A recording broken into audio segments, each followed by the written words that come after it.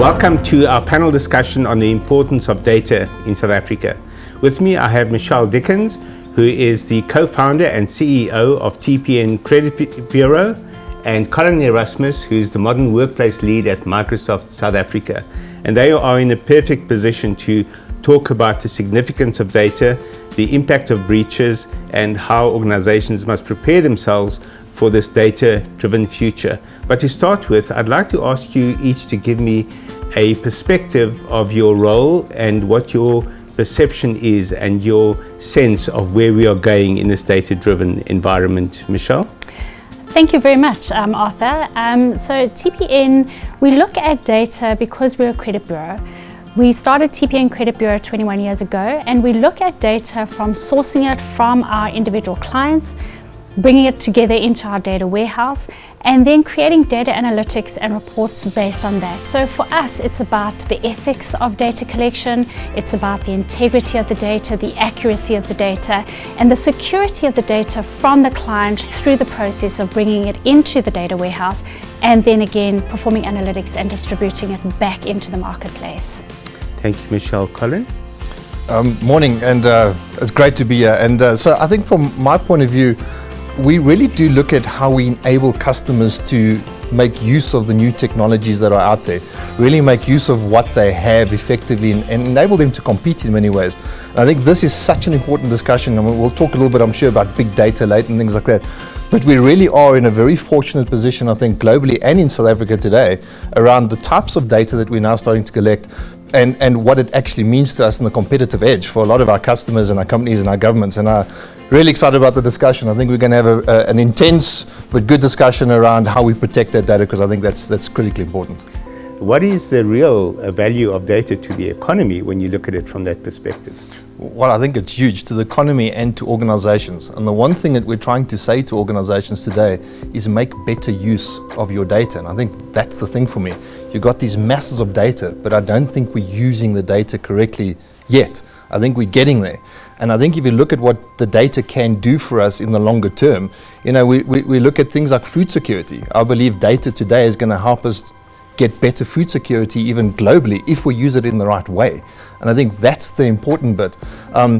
The cost is coming down. If you take a look at things like data storage 5-10 years ago and the way we used to store data and the amount of data we used to storing it today, the cost is coming down quite drastically.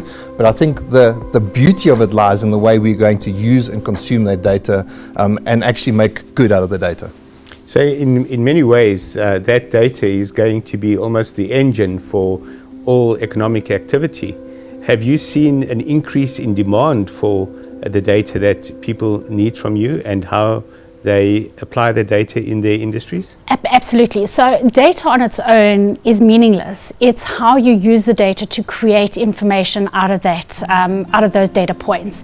And what we've seen is that data individually from each client has meaning to them. When we aggregate it all together and you allow the benchmarking of that information, so you can benchmark your business against your peers, you can start to understand the shift and the trends in the market, and you're able to move in line with what you're seeing the market is doing. And if you see you falling behind, you're able to make adjustments in your business in order to make those shifts and changes.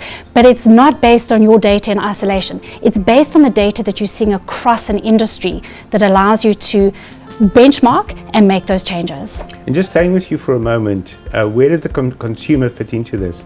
And how does it benefit the consumer? So the consumer in our environment, in the credit bureau environment, we're collecting data on a consumer-based level.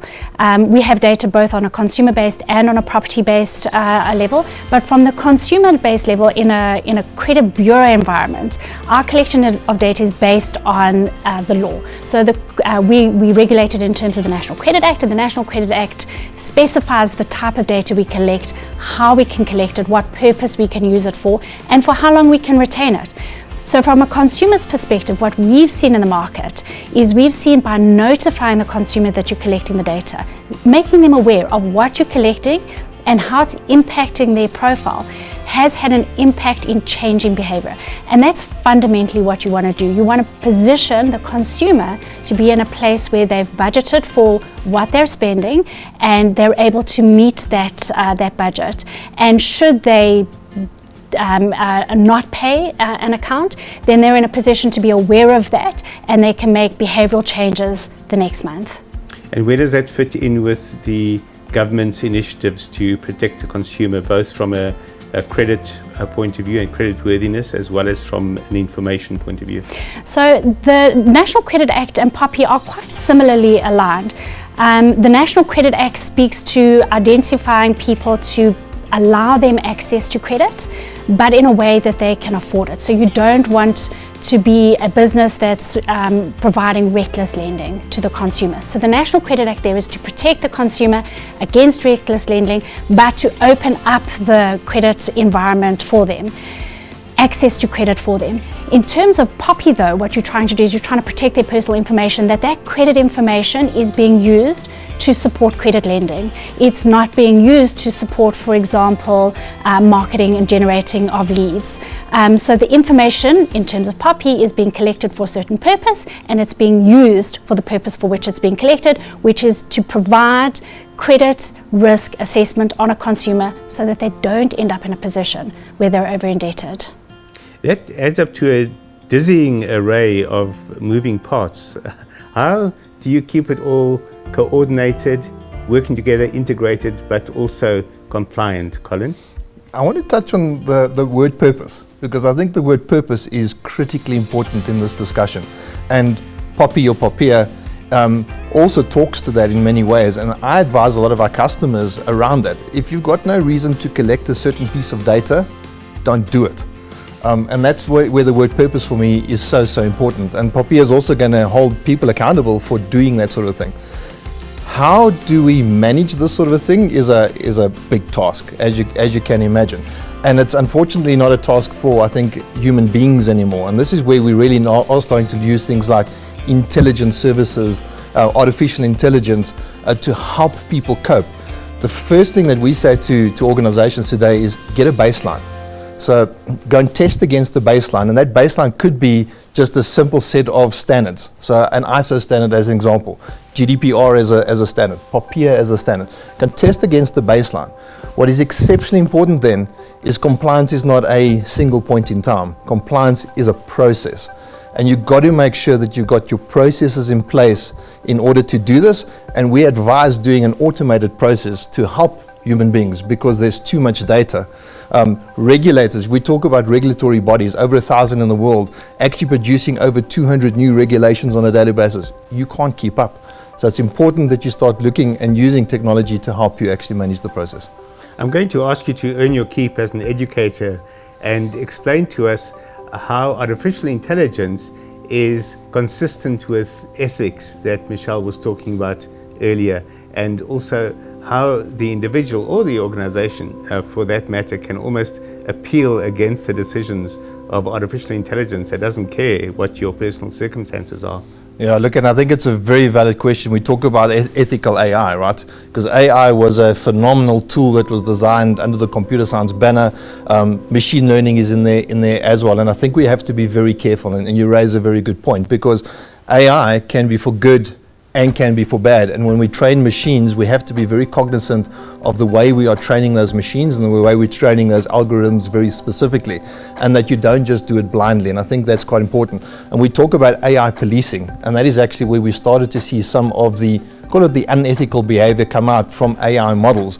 And I think this is something that we need to be cognizant of. And that's why at this stage, I know I spoke about doing things in an automated fashion, but there is obviously some sort of human intervention required in some of these things to make sure that we're not letting AI run away. I mean, AI has been exceptionally good if you have a look at things like farming. I mean, we spoke a little bit about food security, and we'll get on to other topics, but that has been exceptionally successful for us under AI, where to plant, when to plant, etc., etc. But we've seen from a policing point of view, because there's no human element in it, that it can also potentially be bad. So I think it's very important that we are applying AI from an ethical standpoint, and easier said than done sometimes. Sure. And talking about policing, you also have a responsibility to in effect facilitate the access of every citizen in South Africa to the economy. And you have a role with collaborating with government in that regard as well, even if indirectly.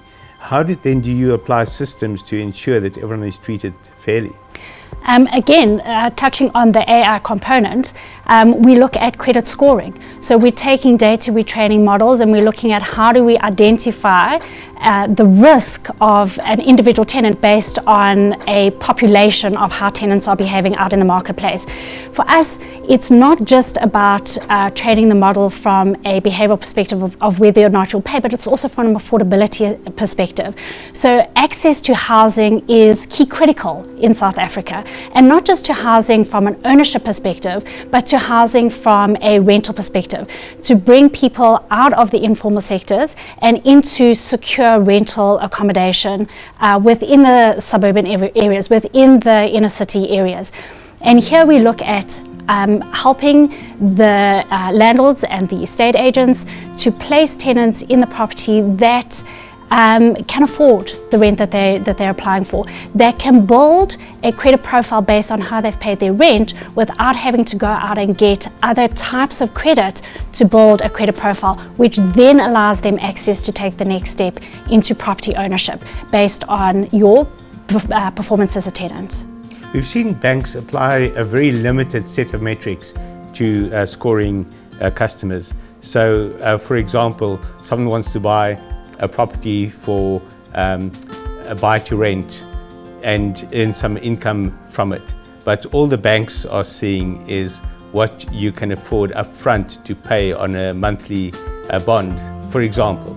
So it's a very blunt instrument, and a lot of people have to jump through hoops in order to pursue that wealth building process. What is going to have to change in that environment? So we've seen some changes. For example, the banks do apply, if you're buying a property that already has a tenant in the property, they will apply the income from the tenant into your affordability assessment. Absa Bank in particular uses TPN to determine the future rental income of a property that isn't already tenanted. So can we apply a set of data analytics to the property to determine what the rental income would be?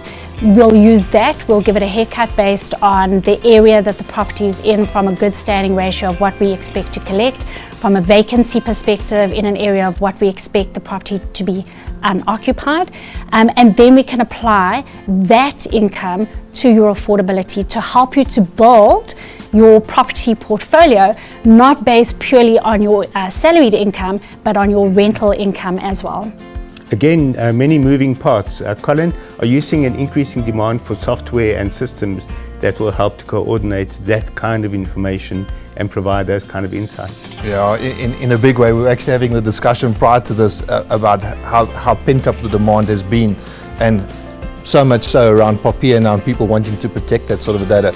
The other influx that we've seen is people wanting software packages that are allowing us to view this sort of data. So I think that's also an important point, is that all this data that we're collecting, the banks, whoever it may be, how do we visually show somebody that data to make it really useful? So the information that we speak about. So we've seen a lot of demand for that sort of business intelligence type data.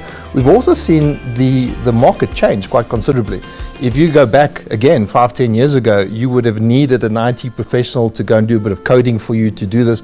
We're now seeing a massive change and this advent of the citizen developer, where it is quite easy to do this, is to get your hands on the data, actually write middleware or write the software to actually display this. But with that also comes great responsibility, because you've got all this data that's now been thrown at you, who's got it, who's using it. So it's very important to address those issues as well. That's fascinating from a perspective of what's coming in the future, but frightening from a security perspective. So to wrap up, I'm going to ask each of you to give me your sense of where we're going to be 5 years from now in terms of the extent of data breaches, but also how we are going to prepare for it in 2025 or 2026 as compared to today. Colin? Look, it's a question that has a very long answer, but maybe let me start here. I think we need to embrace big data, You mentioned earlier on the economy and what it means to the economy, what it means to organizations. I think from an organizational point of view, we need to embrace it as well, because it's going to give us a competitive edge and allow us to grow. So that's the first thing I would say, is embrace this thing. But while you embrace it, make sure that you are doing it correctly and doing it ethically. I think that is exceptionally important, as we spoke about. We are already seeing, through the use of IoT, Japanese firms actually doing things like putting sensors on drivers, that when you climb in the car, that you can't steal the car because the car knows it's not you. Incredible, but you can also see that bad actors can use that as well. I think the breaches are going to get more and more sophisticated. Man, we went from phishing to now spear phishing to people being targeted personally. I think that is just going to get more and more complex and more sophisticated. So I think my message is embrace it, but make sure you've done that people, process and technology thing, know where your data is and protect it in the right way. Michelle, 2026? Yeah, I concur completely, and then I would add to that collaboration, because I think, to your point, Colin, the bad actors are becoming more sophisticated, and unless we work collaboratively as an industry to protect ourselves, they're going to be always one step ahead of us. So I think collaboration is really important in this, and I think embracing big data is important, because the data is there's just more of it. But simply because there's more of it doesn't make it more powerful. We've got to know how to use it, how to mine it, and how to make it relevant. People, processes, technology, and collaboration. It sounds simple, but also incredibly complex. Thank you for providing those insights, Michelle and Colin.